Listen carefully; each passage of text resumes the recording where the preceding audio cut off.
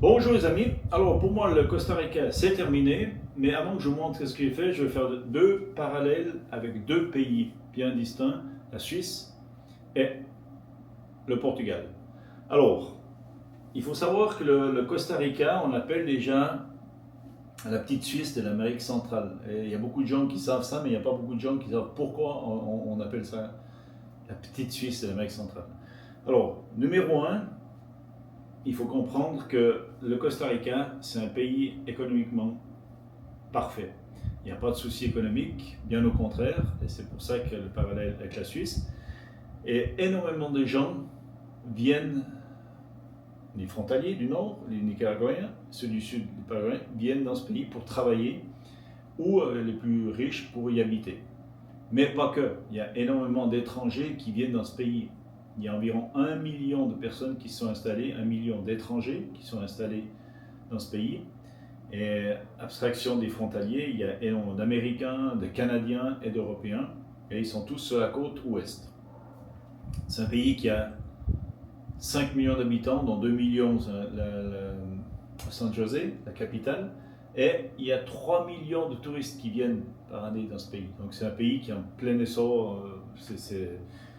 Ceux qui viennent en vacances ici, de toute façon, ils ne peuvent quasiment pas louper leurs vacances parce que c'est un pays qui est magnifique. Il y a tout ce que le pays peut offrir pour réussir des vacances. Les plages, les parcs nationaux, la verdure, les animaux, c'est top, quoi. Par contre, c'est pas beaucoup de monde qui savent, c'est que le Costa Rica, c'est un pays neutre depuis 1985. Et contrairement à la Suisse, eux, ils sont beaucoup plus intelligents. Ils n'ont pas besoin d'entretenir une armée à 6 milliards par année, parce qu'ils n'ont pas d'armée, depuis 1948. Et ils ont fait un accord avec tout le reste des pays de l'Amérique centrale et les États-Unis, qu'en cas de conflit externe, ce serait les autres qui viendraient les aider. Et comme ça, ils se focalisent sur l'intérieur du pays. La police, elle est très très bien équipée. Et tout ce qui est des problèmes internes, eh ben, elle est pour la police. Et ça marche très très bien comme ça. Sécuritairement, c'est hyper avantageux. Fiscalement, c'est hyper avantageux. Et c'est pour ça qu'il y a tous ces gens qui viennent là. Donc voilà. L'autre chose pourquoi je veux faire un parallèle avec le Portugal, parce que le Costa Rica, malheureusement, a beaucoup de choses qui ressemblent avec le Portugal. Alors, le Portugal, des fois, quand vous parlez avec des gens, il y a des gens qui vont en Algarve et ils disent qu'ils ont été au Portugal. Oui, c'est au Portugal, mais c'est pas le Portugal, l'Algarve.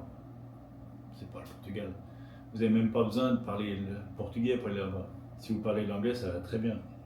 D'ailleurs, il y a tellement d'anglais que je vous défie de trouver une agence immobilière qui parle portugais, pour vous dire, en Algarve. Donc c'est... Voilà. Et le problème qu'il y a eu au Portugal, c'est exactement le même problème qu'il y a ici aujourd'hui. Les Portugais n'arrivent plus à se loger. N'arrivaient plus à se loger, ça va mieux maintenant. Mais à un moment, ils n'avaient plus à se loger. On oublie même d'acheter. Ils n'avaient même plus à se loger. Tellement le prix de l'immobilier il était augmenté. Et ici, c'est exactement la même chose.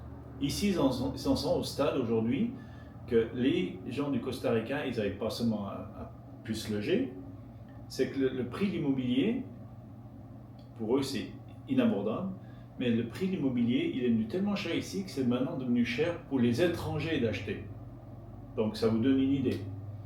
Parce que finalement, ce que je vous parle de l'Algarve, ici, toute la côte pacifique, il n'y a que des étrangers. Il n'y a pas besoin de parler espagnol. Parler anglais, ça suffit. Et par contre, c'est les prix anglais. Ce n'est pas les prix costaricains. C'est très très très cher. Et il y a tout qui augmente. Je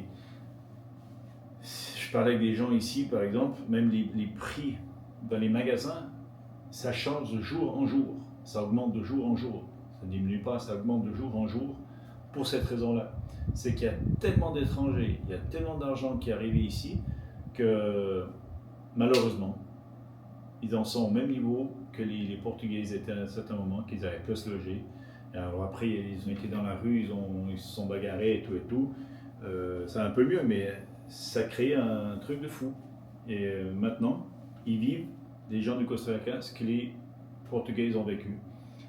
Et quand on dit comme au Costa Rica, qu'on est sur les plages, c'est pas vraiment le Costa Rica, c'est des plages du Pacifique, oui, mais c'est pas vraiment le Costa Rica.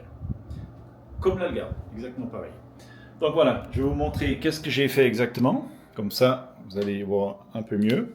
Donc moi je suis arrivé depuis ici, depuis le Panama. Premier arrêt c'était Palma Nord.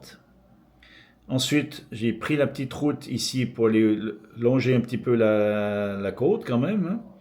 En fait, la côte, elle est jusqu'en haut, c'est la même chose. Mais moi, j'ai fait environ, je crois, une centaine de kilomètres là. Et ensuite, j'ai tourné vers la droite, c'est-à-dire vers l'est, pour rentrer dans la montagne. C'est là, dans cet endroit-là, qu'il y avait, il y avait un avion transformé en hôtel et restaurant. Ensuite, j'étais jusqu'à San Isidro, pardon. J'ai été dormir et visiter une amie d'une amie. Ensuite, j'ai pris la Panaméricaine. Et ici, je suis monté jusqu'à 3350 mètres et c'est l'endroit le plus haut d'Amérique centrale où la Panaméricaine est. Et il faisait 13 degrés, j'ai adoré, quoi. Ensuite, j'étais au San José, fait 2-3 petits travaux ici. Et j'ai continué jusqu'à quasiment Punta Arenas. Je me suis arrêté ici aussi. Puis, j'ai pris la route, toujours la Panaméricaine, il n'y a qu'une route de toute façon, jusqu'au Nicaragua. Voilà. Et j'ai fait ça fait environ, je crois que j'ai fait environ 750 km. Et c'est très petit, hein, c'est très très petit finalement.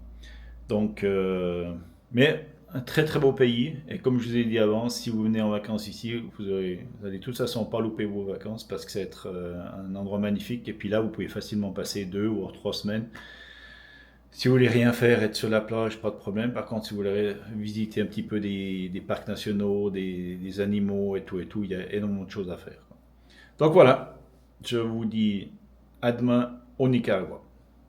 Ciao, ciao!